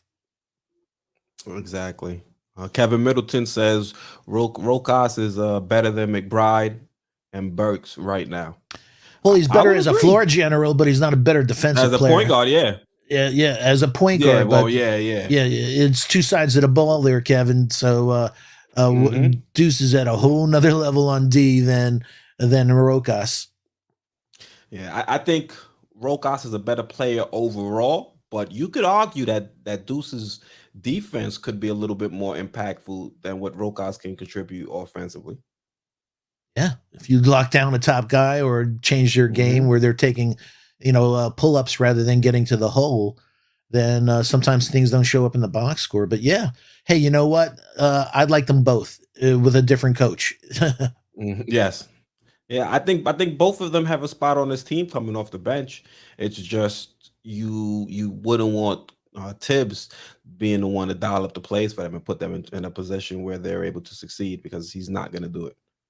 UBG, man, you got it. Hope all is well. Let's see what else we got going on. Kevin doesn't look like a Deuce fan. He says Deuce can't shoot or dribble different levels, undersized two guard. He's really a point guard, but Tibbs keeps playing him at the one for some Kevin, reason. if he couldn't do that, then he wouldn't be dominating in the G League. If you can't shoot, you can't shoot. You can't shoot one place and not shoot the other place. It's like he's not shooting because he's afraid one mistake and he's out. So hopefully you get confidence and stuff like that. Yo, John Talento, the coolest. Canal says Rokas and Deuce would make a nice 1-2 punch. Yeah, off the bench, you have the tenacity, the defensive tenacity in a Deuce, and then you have the vision and the awareness of a Rokas. And also one other thing, Rokas is 6'5", folks. So he's nice size. So having a 6'1", 6'9" wingspan in Deuce and having a 6'5" guy that sees the floor like him, and also that's money. We talked about it last week or so in crunch time. Rokas, man, has ice in his veins. He's come up big, in that first paragraph up there, coming in for a vets, have played in the number one point guard on the team and stuff. He jumped in there. It's like what we saw last year, man. He has ice in his veins and stuff like that. But the guys on the team like him, so I'd love him to be part of this team. Yeah, facts. So, Foxy, let's jump ahead and let's talk about some of the news we've been hearing around the league. And one of this coming from a former player in Andrew Bogut. He's saying, I've heard a pretty big rumor from some people that are pretty close to the situation in the NBA. Big three to Philly. Brad Beal is trying to get to Philadelphia in the offseason to team up with Harden and Embiid. So, Bill right now, he'll be out for the remaining portion of the season dealing with an injury. And he has refused to re-up with the Washington Wizards. So there's a lot of questions regarding his future with the team. And we've seen the 76ers go up against the Nets, and they show that they lack the firepower, I believe, to handle a fully healthy Brooklyn Nets team. So Bradley Beal, do you think his addition to the 76ers would give them enough firepower to now compete with some of the best teams in the East, like the Nets, like the Bucks, and then also some of the better teams in the West, because that's what you're going to have to face in the finals. And right now, the 76ers are doing all they can to win a championship with Embiid as their core piece. So how would you think a Beal and Embiid pairing would be? Obviously, they must be tight off the court Off and the court? stuff, because Embiid's been talking about this and pushing for it. So they must be tight that way. Hey, I have great respect for Beal's game. Man, he's an elite offensive force, but he's not much of a defensive player, man. And you're So gonna have to add into Harden too, who's not great defensively. yeah, so thank you. Ding ding ding. So you're adding, it's not like, the things on the Nets folks is you got Kyrie when he plays is all world, and you have KD's one of the greatest in history, and then you're going to bring on a defensive guy that's going to complement him in Ben Simmons when he gets his game. So you can see how that meshes. It's going to be weird over here because touches, Harden, Beal's all about touches. So I think on paper it looks all sexy, but it could be a complex relationship for all of them to get their touches and them being happy Hmm. and stuff like that. Because if you saw last year and stuff like that with the Nets, sometimes they played better, Harden and KD or Kyrie, but not the three of them. So when one was injured, the two played better. So we'll see, and also we'll see with Maury that he has the assets to even pull off that deal. They probably do because you see Tobias Harris, he hasn't been too happy, it seems like, playing with James Harden. And then they have, Maxi. That might be the reason they didn't want to include Maxi in the Harden deal, thinking, heck, okay, maybe if we have to move him, we can bring in somebody like a Bradley Beal to be the third piece, as opposed to moving Maxi now too prematurely and only having two stars on the roster or two superstars on the roster. Killer take, man. Killer take. I think that makes a whole lot of sense. Yeah, but it remains to be seen. I think the 76ers, if they're able to do this trade, they will be a dangerous team in the East. It all just we just have to see what team is going to be left over after they do move on and move on a deal for a Bradley Bill. But like you said, those three together, you have a lot of players that are high usage, and it's going to take some time for them to figure out where each other's spots out there on the court, and hopefully something that they can get done quickly in the off season, so that way those guys can get the amount of time they need in training camp to figure things out. Even though I hope they crash and burn, honestly, as a Knicks fan, we don't need the 76ers become another three-headed monster that we have to deal with in our division. We already have to deal with the Nets. Now we would have to deal with the 76ers. No doubt. And then in the Eastern Conference, you have the defending NBA Hmm. champions, Milwaukee Bucks. I'm not even worried about the Eastern Conference because we got to try to get into the playoffs to do that. I'm worried about the Atlantic Division. We got 4 games. That's 8 games right there against two, three-headed dragons. Yeah, word. And we're still trying to figure out. We're still trying to confirm if we have one superstar, and we're gonna have to go up against two teams with 3 of them in our division, that's not going to be something I'm excited about. That right. And so, also, we want to give a shout out to Pop. He became the most winningest head coach in the NBA with 1,336 wins. He's coached players like David Robinson, Tim Duncan, Manu Ginobili, Tony Parker, Kawhi Leonard. Those are all Hall of Famers. Some might. Well, would you disagree that any of those are Hall of Famers? I think some people try to give a little pushback to Tony, but I think he's definitely bona fide Hall of Famer. And then Manu, when you look at what he's been able to do overseas and coming off the bench for that team, I think he's definitely a bona fide Hall of Famer. And then Kawhi, he'll get there eventually. So he's been able to do a lot with some talented players, but even some of the guys that aren't major names, we've seen what he's been able to do with, a guy we saw today, Patty Mills. He's had a great career, a pretty good career under Pop. And, I think Pop is definitely deserving of all his flowers. He's been around for as long as I can remember. I can't remember the NBA without Pop. When did he take over? 95, 96? 96, 97. 96, 97. Yeah. I was what, 4, 5? So as far as I've known the NBA, that I've known was Red mean. You're making me feel old again. I'm telling you. My bad. But Foxy, go ahead. You got anything to say about Tibbs? Tibbs, you mean? Yeah, I got a lot. I got a lot to say. I got a lot to say about Tibbs, but I tip my. I put Pop and Tibbs in the same conversation. Yeah. Pops is a legend, and like you said, throw in DeRozan there, whose game he helped before going over to Chicago and stuff like that. He's an elite coach, and you know that when the players talk about him, it's love in their eyes, man. They have such respect for him. So. We'll never see, I think, coaches like this anymore. This is a dying breed, folks. So shout out to him. I'm real happy for him and his family. Yeah, that's dope. You think he'll ever win another one? Another chip? No. When do you think he'll call it quits? He hasn't mentioned when he'll decide to retire, as far as I know. If I was him with today's ball players, he hit this milestones. I think it'd be really nice for him to say later. But he's also a real, thinks out of the box. I could see him retiring and then them saying, "Hey, we're changing the world.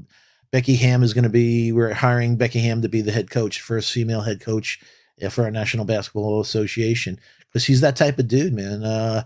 So we'll see. But have great respect. I'll tell you one thing: the things that we've seen on this court this year, the lack of effort and bad behavior. That wouldn't have lasted 2 seconds with this guy. We signed one of his cast-offs in Luka Samanic, of course. Exactly. And why did he cast him off? Lack of effort in one. Lack of effort, and he said, "Out of here." So it was like, I don't care. We did a first-round pick. So, and you know what? A lot of times, Becky Hammon just got hired too by the WNBA, so she's got some head coaching experience now under her belt. Yeah. But she had all the years as, an assistant to him, and now she has the head thing, like you said, in W.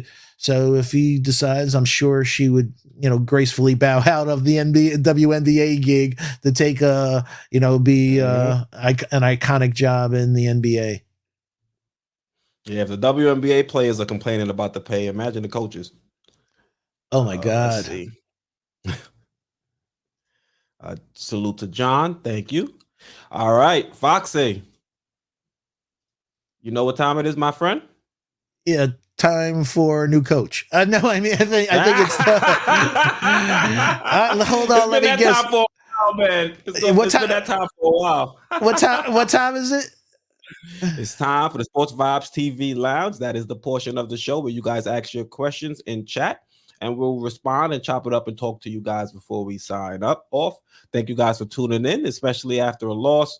These streams aren't easy to do, talking about the Knicks and some of their struggles, but you guys help make it a lot easy. Same thing with you, Foxy. Thank you for co-hosting. We want to hear from you guys now. So let us know your thoughts, questions in the chat, and we'll put it up on screen and chop it up with you. Yep. And in the interim, if you haven't hit the like, please hit the like. If you haven't hit subscribe, please hit the subscribe. And please turn on the all reminder bell so you don't miss out on the wonderful content that my brother here, Keys, puts out on Sports 5 TV.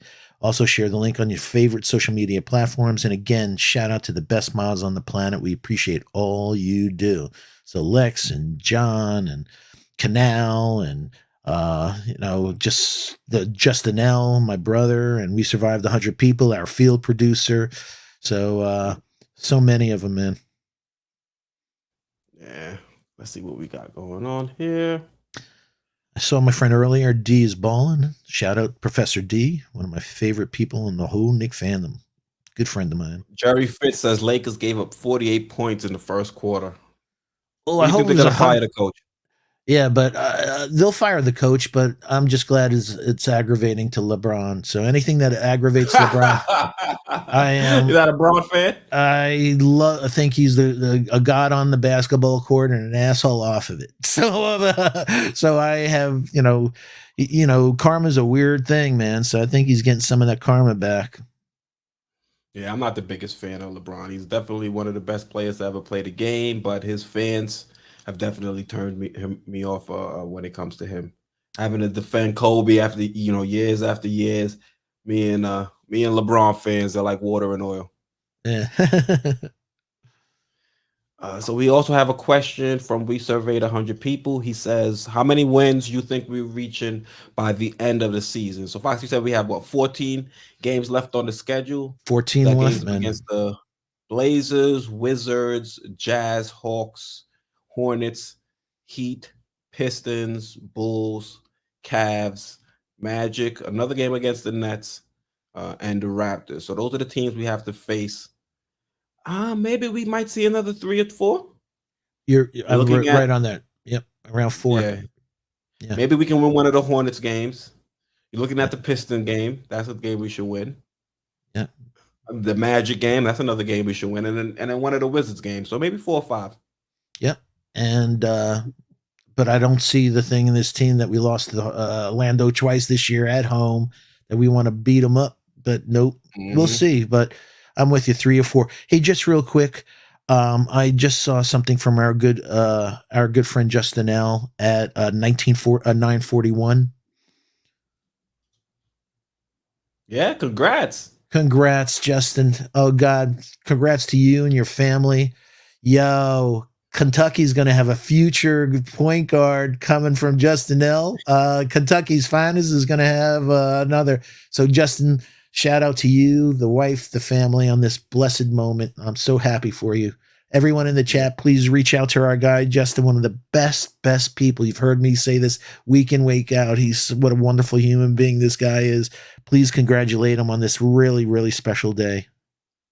Yeah, Justin, he's been missing a couple streams, and now we found out why. He says, should announce to you now, we're having a little baby boy coming at the end of June. So congrats, Justin. Man, I'm so happy for him. Bringing in a new life. Let's see. And I guarantee his son will be more of a point guard than Ty Washington.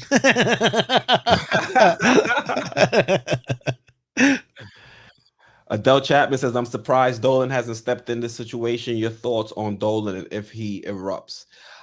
If we were to continue that long losing streak, you might have seen Dolan step in. There have been reports that he hasn't been happy.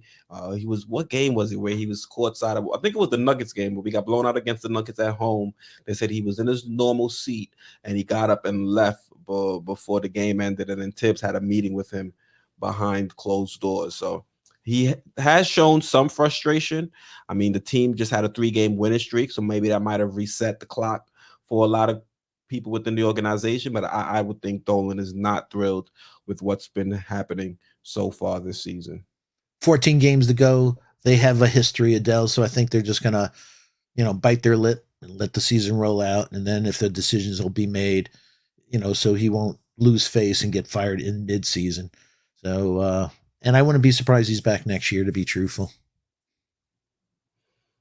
Here we got 33. Jerome 2 says, do you think that the Knicks brass will trade Randall for a more consistent semi-star with character? Now, I hope they do, but I don't think with certainty that they'll actually entertain that this offseason.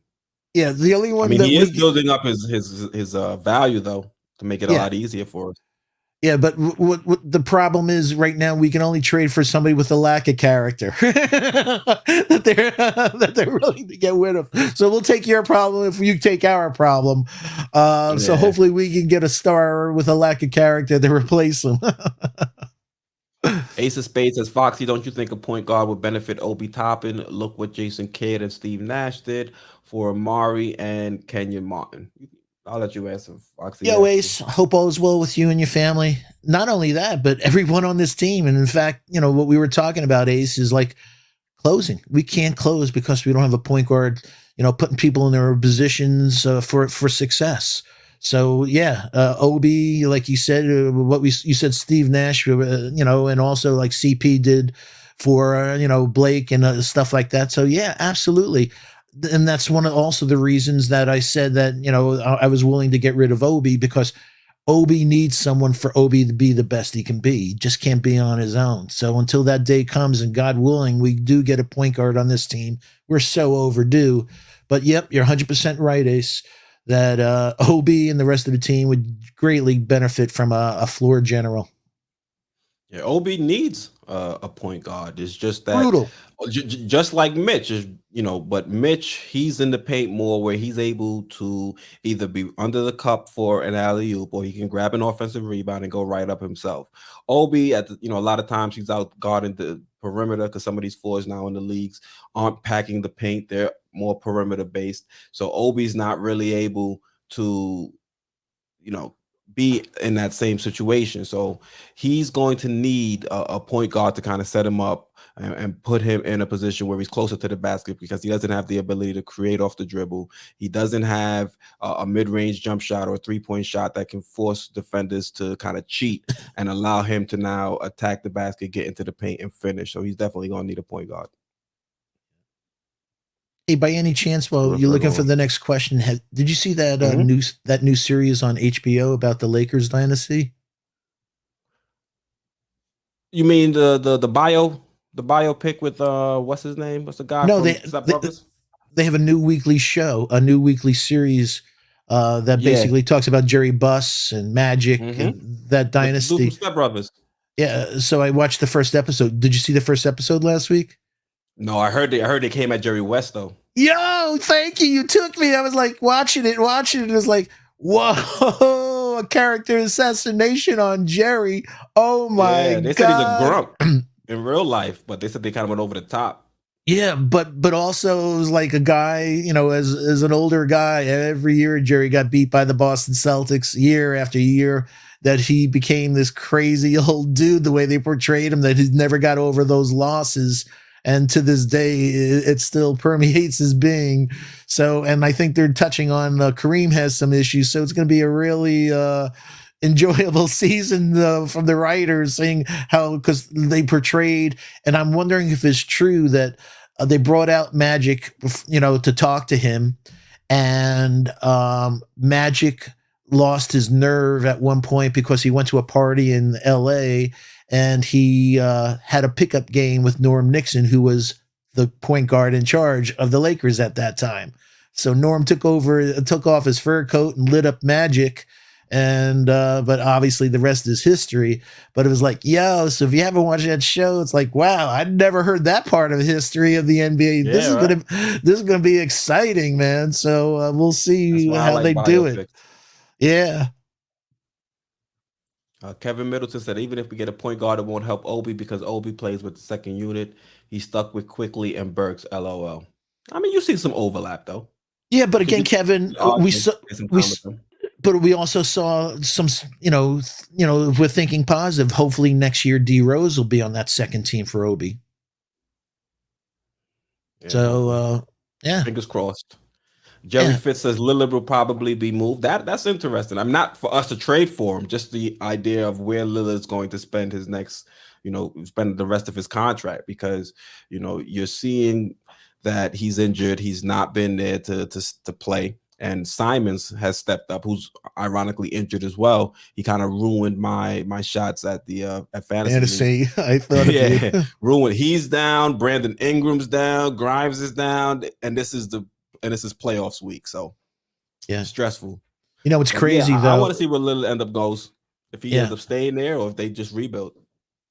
Simons is a superstar in the making. We talked about it a couple of weeks ago. I think he'll be part of the 50 40 90 club. He's a elite shooter. I think he's a great shooting guard. And folks, they have 2 top 10 picks this year. So if they get themselves a Keegan Murray or something like that, a Keegan Murray and another player, all of a sudden Simons, Keegan Murray, and another top 10 pick, they reconstructed that whole roster real quick, with the next one being Lillard to move on. But they're all set with a real strong thing. I don't think that, I think maybe they'll get Jalen Duran because Nurkic is always hurt. And he's an unrestricted free agent, I think. Yeah, Justin L says crazy times. I lived in LA for a long time, and the stories of those days around town are pretty legendary in terms of all the stuff going on. It sounds like the Mike Tyson and Harlem stories, or Yeah. Mike Tyson in New York. Period. Yeah, I'm ecstatic about those stories. But Justin, man, I can't tell if you're Tyson or bitch. Exactly. So, hey, Justin, man, we need you to come on one night. We need some of the gossip. We love to hear some of the rumored stories of those times, man. I hear you on that one. So, Foxy, I think we'll wrap it up there. I think we had a phenomenal show. Thank you guys for tuning in. Been on for about an hour and 45 minutes, which is a little bit longer than our normal hour and 30-minute show time, but we were having so much fun we decided to stay a little longer and discuss some more Knicks with you guys. So thank you for everything. Foxy, you want to mention anything before we sign off? Yeah, just again, we love you, SV Nation. And again, if you can, one last time, thank you. We really appreciate it. We have right now 122 people in the chat, only 79 likes. So do us a favor before we get off. Please get that up to that 100 metric. So please hit that like, please hit that subscribe, please hit that all reminder bell so you don't miss out on any great content. Please share the link. Shout out to the best mods on the planet. And just one last thing I mentioned a little earlier, folks, tomorrow night at 7 o'clock, on our friend George Into the Knicks First channel. I'll be joining him for a pre-March Madness draft special at 7. So if you're interested in that, please check it out. We've been doing a lot of work behind the scenes. It's going to be a great show. So we hope to see you tomorrow at 7. Fox, give him a quick teaser. Adele says, how is the center quality in the upcoming draft? Without getting too in depth, so you still got some content for George tomorrow. Yeah, Chet is have major worries because he's a string bean that he'll get beat around. Jalen Duran is Dwight Howard, just a frightening physical specimen. The youngest kid, 7'5" wingspan, and then there's a drop off. Where you have some rim protectors, but their game is really 1960s center. That they're slow. They're not going to. Yeah, they're not going to get out to the perimeter, but if you come into that paint like Mitch, that they can block the shots. The Mark Williams, the Christian Coloco of Arizona. If anybody saw the Arizona game yesterday against UCLA, that was great basketball. And the kid who was the MVP, I've been talking about for quite some time, and Justin L knows I've been talking about it for over years. So Ben Mathurin, Lord. Foxy would be the happiest boy you've ever seen if the Knicks can get Ben Mathurin, and especially the way he plays. RJ on one side, Ben on the other side. I think the happiest person would be Mitchell Robinson.